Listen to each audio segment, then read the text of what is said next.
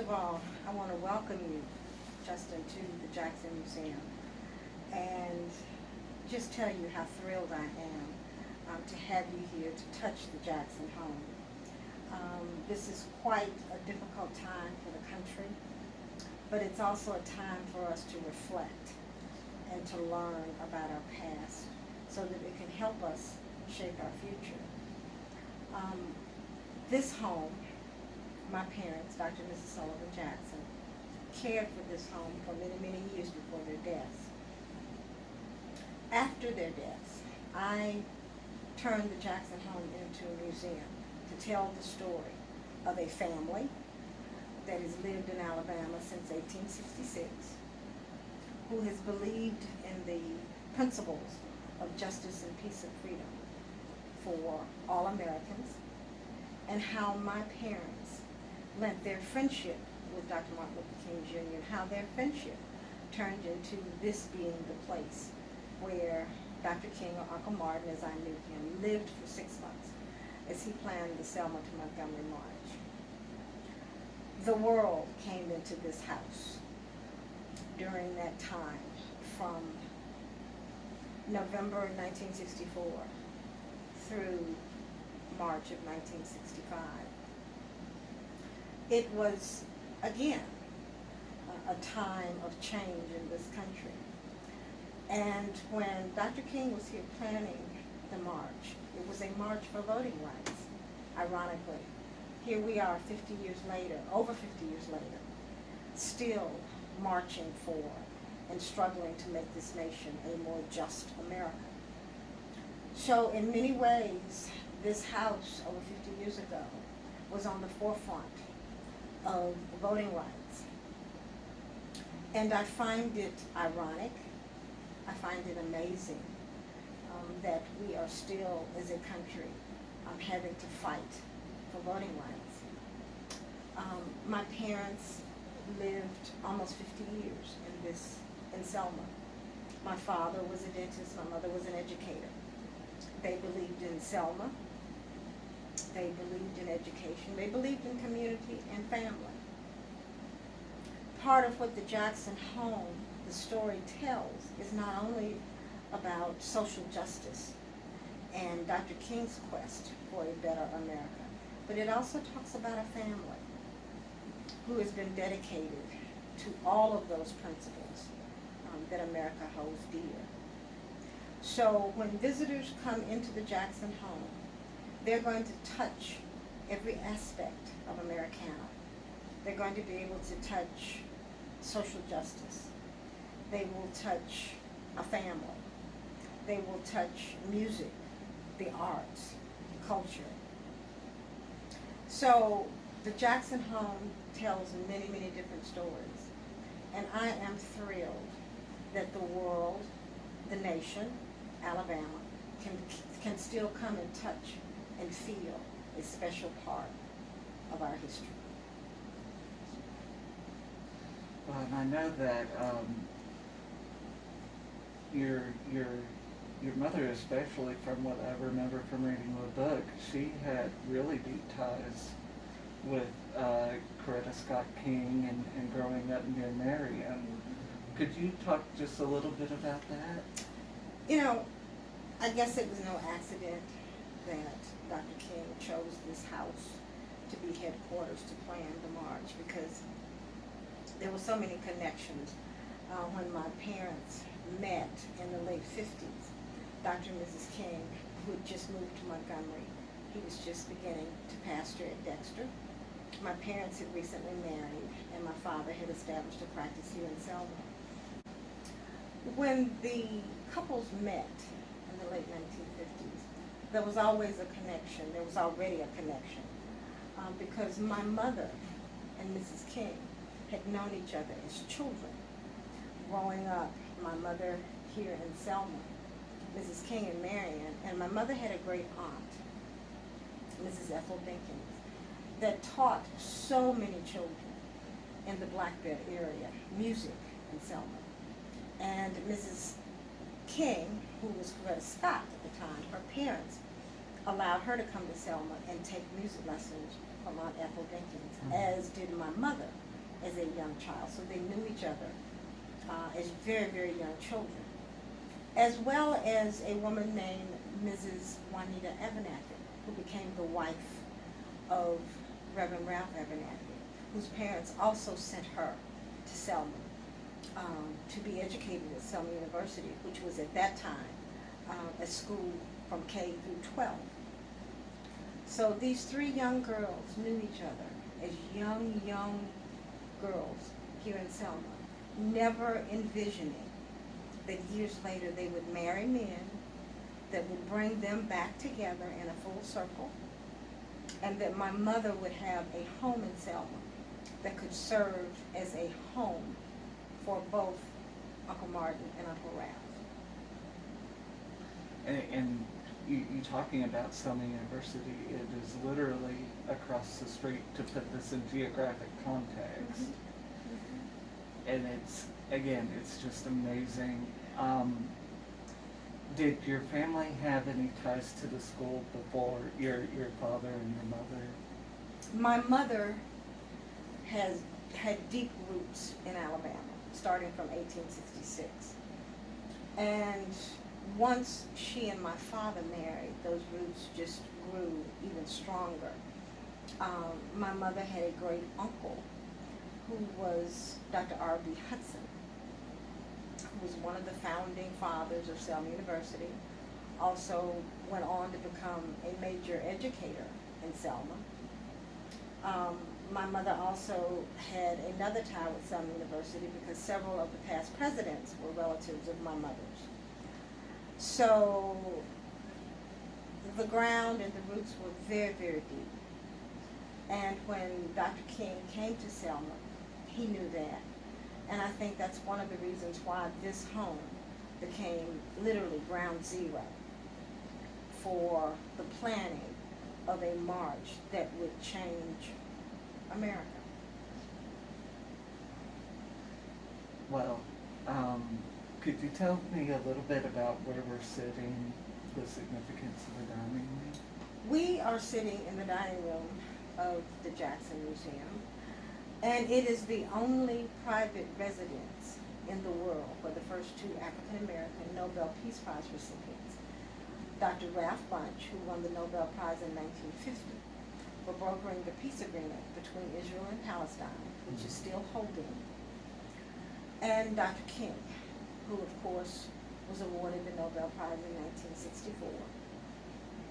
Dr. Bunche traveled to Selma, to my parents' home, and stayed here for 2 days and 2 nights. The two men held private meetings here at this dining room table. My mother served them meals, their private meals here in this room on this china. Dr. Bunche traveled to Selma to give Dr. King counsel on a march that they both knew had to happen, and a march that they both knew was important to move this country forward. So this is quite an incredible room because not only is it the dining room table that my mother and father and I over the years would celebrate and gather, but it also holds a special place in history because of Dr. Bunche and Dr. King. And it literally, anywhere you go in this house, there's something historic. And it's amazing. And again, reading your mother's book, it's amazing to know that, you know, in addition to receiving counsel from Dr. Bunche, your father, I believe, or Dr. King actually corresponded with LBJ here. Yes. Several times. In this home is a room that my parents designated would be the room in which Dr. King would take phone calls. The White House would call into my parents' home so that President Johnson could have marathon conversations with Dr. King about the planning of the march and affairs of the day here in Selma. The middle bedroom is the room in which those conversations were held. That phone is still in that room. And my mother was the keeper of the doors. There are 3 doors that lead into that room. So during those conversations, my mother would make sure that no one would interrupt those calls or would penetrate the doors of that room. And that room was designated because it is the most insular room in the home for security purposes as well. And I know we are right across in here was where, not to get ahead of myself, but after the march, when LBJ delivered his speech on the passage of the Voting Rights Act, and King was sitting right there and watching, and that's mind-blowing to me. And you know, when you talk about Martin Luther King Jr., it's, I mean, to have somebody who a national holiday is named after, that is a major figure. When you were growing up, what was your view of him? To me, the world saw him as Dr. Martin Luther King Jr. I knew him as Uncle Martin. He was someone that had been in my life since the beginning of my life. He and my parents were in close contact as I grew. So his coming to this house, his living here, was not out of the ordinary. What I did notice was out of the ordinary was the number of people that came with Uncle Martin. The world, as I said, quite literally came in here. And what I remember, because I was so very young, is the fact that something important was going on. I couldn't quite understand, but I knew that the activity was about a better life, not only for me, but for children all around this nation. And I remember the tea parties that he and I would have, because he had young children at the time, and the bedtime stories, and the mud pies that I would make and ask Uncle Martin, would he share my mud pies? Little did I know the real story, but I always had a sense that he and my parents and others were trying to make sure that America could be the very best that it could be.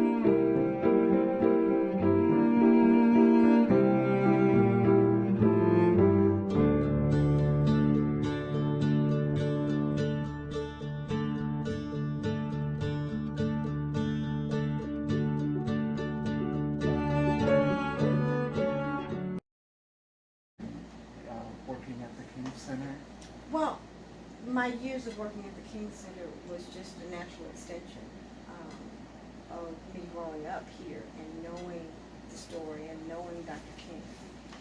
As I did as a child, I was thrilled to have an opportunity to work with Mrs. King and Mrs. Christine King Ferris, Dr. King's sister. and give some of my adult life to their work in Atlanta. The King Center, during the years that I worked there, we had programming that talked about Kingian nonviolence and the principles that Dr. King stood for and the work that he did, as well as the museum piece. Very neat, and it's just, again, it's fascinating, and just, you, and again, you were speaking about your work with Marta, especially with the Olympics, and you've just been such an eyewitness and a participant in all of these major events, especially in Atlanta and here in Selma. And I know we were just talking about your mother and her work here to kind of promote, community, and especially focusing on women and their roles here in Selma, and the Entrepreneur Club. That's fascinating. Just your it sounds like you come from such a distinguished line of women. I do, and the legacy and the history that I come from is so very important to me. Being an only child, I was able to sit at the feet of these incredible women that nurtured me as a village, as a family. And I am very, very proud to be able to continue that message through the Jackson Museum, because I feel as if they're speaking to me almost every day to share this message, to share with Alabama, with the nation and the world, the journeys that they have had, so that those journeys could help other children, other people, not only in this country but across the world, make this world a better place. That's why this museum is here. It's a beautiful museum. Just what I'd like to kind of wrap up with is, we've talked a great deal about the museum and its significance. What are your dreams for the future of it? What are your intentions for further preservation? Well, given what's going on in the country today, I think the preservation of the Jackson Museum is needed now more so than ever. So often America discards its history, but doesn't find it important. Now the country is searching for answers, and some of those answers can be found right